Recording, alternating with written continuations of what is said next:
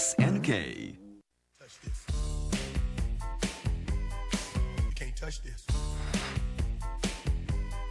You can't touch this.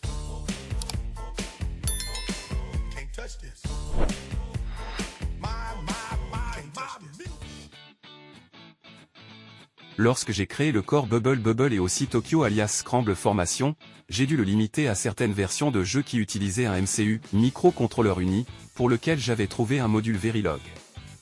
Cela signifiait mettre de côté la version originale de Tokyo et travailler uniquement avec la contrefaçon. La même chose s'est produite avec Renegade, où j'ai dû masquer la MRA de la version originale et utiliser celle d'une contrefaçon à la place. Non seulement c'était une limitation que je n'aimais pas, mais je n'avais aucune idée si le module MCU que j'utilisais était précis au niveau des cycles.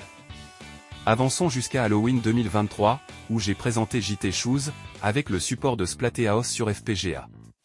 Il utilisait le même MCU avec quelques correctifs, car j'avais découvert plusieurs choses. La famille des MCU 680X présente des différences non triviales entre ses membres, parfois comparables à celles entre un 80286 et un 8086 chez Intel.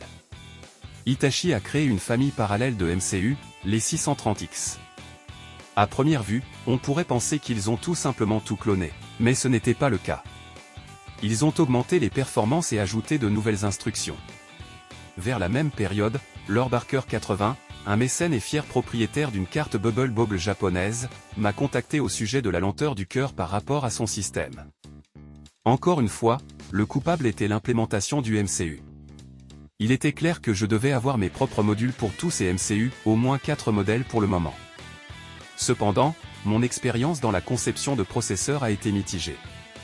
Le DSP-16 de QSound n'était pas trop mal, mais le CPU de la Neo Geo Pocket était une conception difficile, devenant encore plus compliqué lorsque j'ai essayé de travailler dessus avec une équipe inexpérimentée. Ayant tiré des leçons de cela, j'ai abordé le CPU de Konami en utilisant un mélange de 50% de microcode et 50% de matériel, et cela s'est beaucoup mieux passé. Le microcodage est une technique de conception numérique où la séquence d'une machine à état, comme un CPU, est encodée dans une mémoire.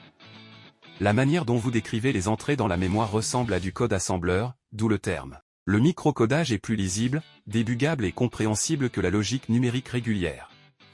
Rendre le débogage aussi peu douloureux que possible est une priorité de conception pour moi, après l'expérience de la Neo Geo Pocket. Cette fois, j'ai essayé une approche plus radicale. Minimiser la partie matérielle du CPU. Faire autant que possible en microcode. Assurer la précision au niveau des cycles en automatisant sa vérification et sa correction.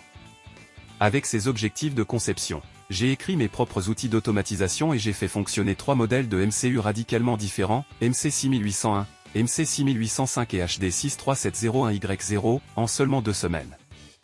Grâce à cette approche, tous ces MCU sont précis au niveau des cycles par construction, même la temporisation du service d'interruption est exacte.